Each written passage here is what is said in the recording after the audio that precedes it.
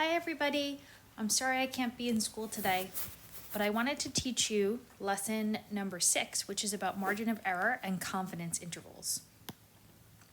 So during the 2010 World Cup tournament, Paul the Octopus in a German aquarium attempted to predict the winner of each of the 8 games. 2 containers of food were lowered into Paul's tank, each with a flag of the opposing team, and he made a selection by choosing which container to eat from. If Paul the Octopus were choosing randomly, what is the most number of games out of the 8 played that you think he could predict correctly? So I want you to just take a guess.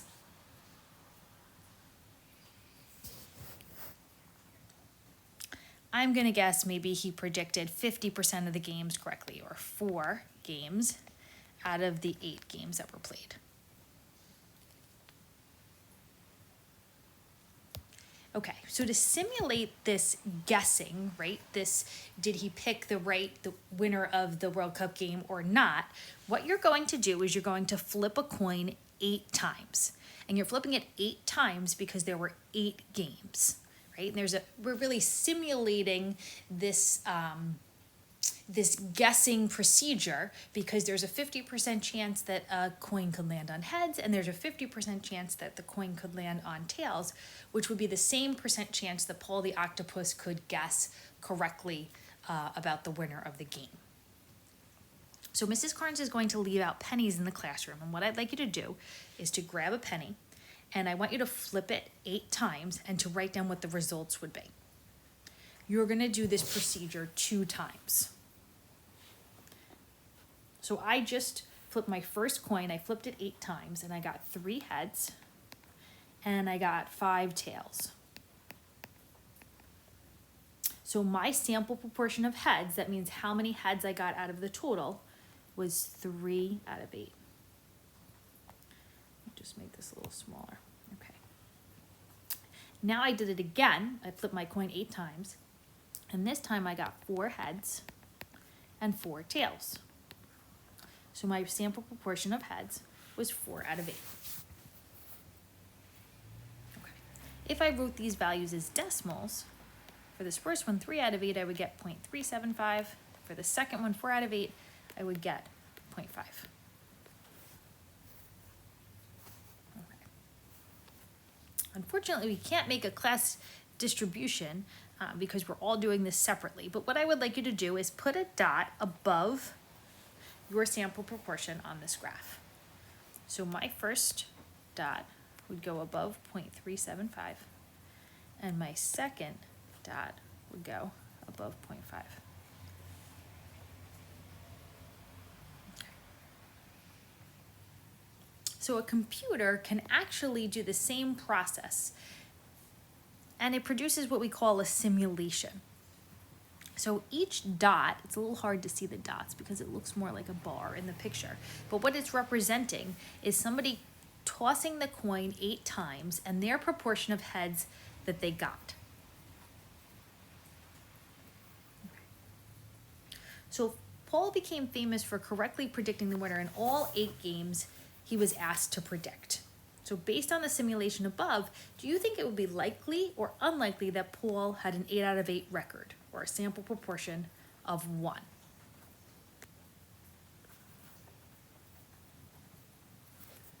If you said unlikely, you would be correct.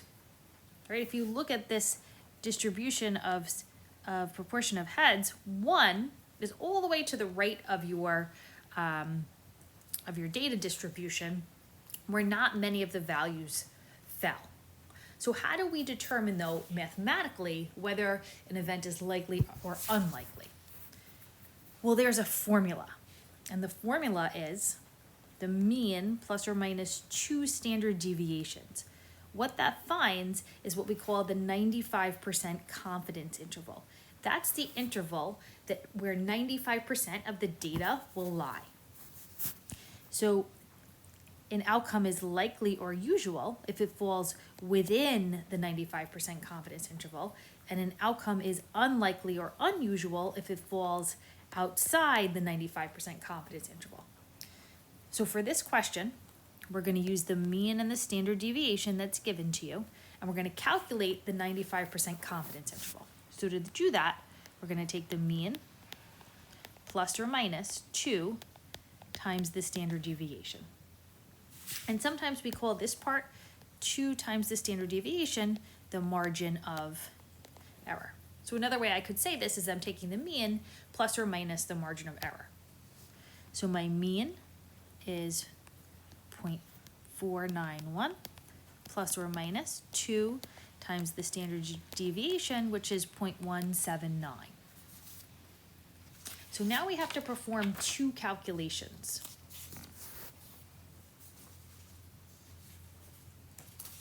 Just get these values here. We have to take 0.491 and add or subtract 2 times 0.179. So you know what? Why don't I show it like this? 0.0491 plus 2 times 0.179. That's going to be our first calculation, which is going to give us 0.849. And then we are going to do 0.491 minus 2 times 0.179.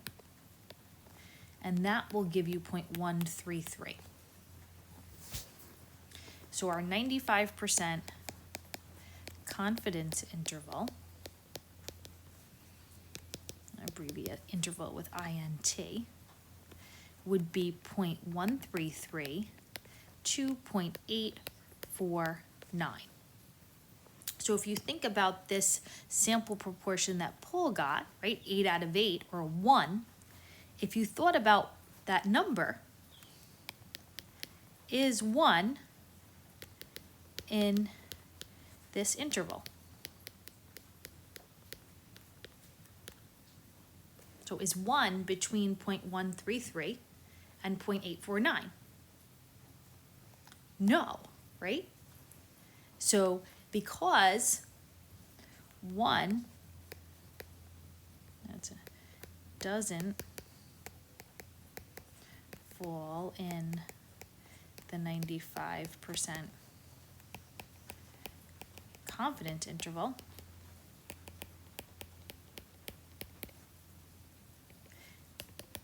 it's unlikely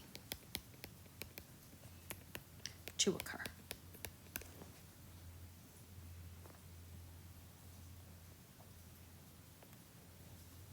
All right, let's take a look at example number 2. Elizabeth waited for 6 minutes at the drive-thru of her fast food restaurant the last time she visited. She was upset about having to wait so long and notified the manager. The manager assured her that her experience was very unusual. Another word for unusual is unlikely. And that it wouldn't happen again. A study of customers commissioned by this restaurant found an approximately normal distribution of results. The mean wait time was 226 seconds. Okay, that could be important.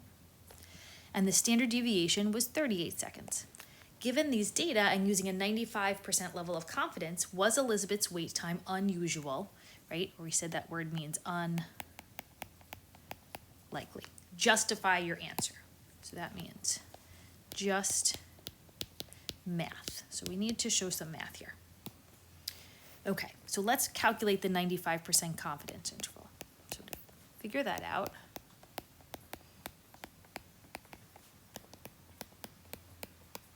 we have to take the mean and add or subtract 2 times the standard deviation. So our mean is 226 seconds, and our standard deviation is 38 seconds. So if we take 226 seconds and we add 2 times 38 seconds, we get 302 seconds. If we take 226 seconds and we subtract 2 times 38 seconds, we get 150 seconds. So our 95% confidence interval is from 150 seconds to 302 seconds. So let's see, how long did she wait? She waited 6 minutes. So you have to think about that in terms of seconds, right? So 6 minutes is 360 seconds. It would be 6 minutes times 60 seconds in each minute. That's how I got that 360 seconds. So is 360 seconds in the 95% confidence interval?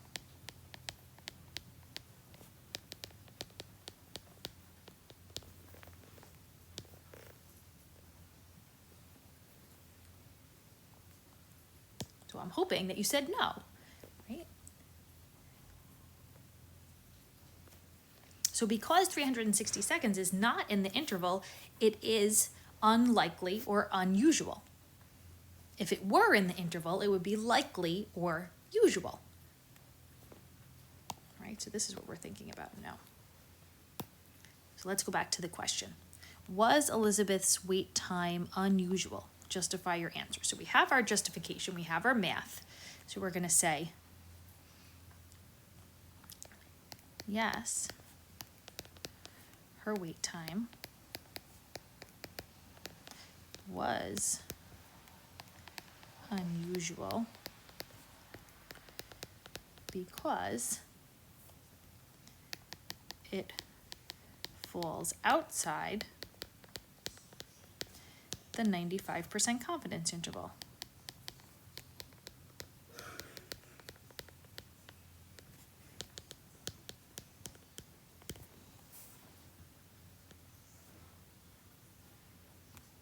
Okay, let's look at our last example, example 3. The J&B Candy Company claims that 45% of the candies it produces are blue, 30% are brown, 25% are yellow. Each bag holds 65 candies, and a simulation was run 200 times. So there are 200 dots that are shown, each of sample size 65, based on the premise that 45% of the candies are blue. The results of the simulation are shown below. Bonnie purchased a bag of J&B's candy and counted 24 blue. Okay. What inference can be made regarding the bag of J&B's with only 24 blue candies? So we have to figure out, is this 24 blue in the middle 95% of the data? So I'm going to take the mean, plus or minus 2 times the standard deviation, and calculate those values. So my mean is 29.270, plus or minus 2 times 3.936. So when I take 29.270 and I add 2 times 3.936, let's see if I can squeeze it in here, I get 37.142. If I take 29.270 and I subtract 2 times 3.936, I get 21.398. So my 95% confidence interval is 21.398 to 37.142. So we want to know, are these 24 blue candies, is that in this 95% confidence interval? Right? And I'm hoping that you were going to say yes, that 24 is between 21.398 and 37.142. So it's likely, or another word we could use is usual.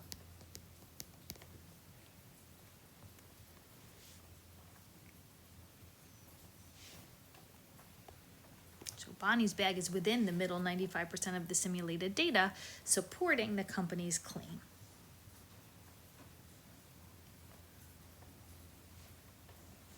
So please use the rest of our class period to try the practice questions. The answers are posted at the end, and then homework number 6 is due to be submitted on Canvas tomorrow.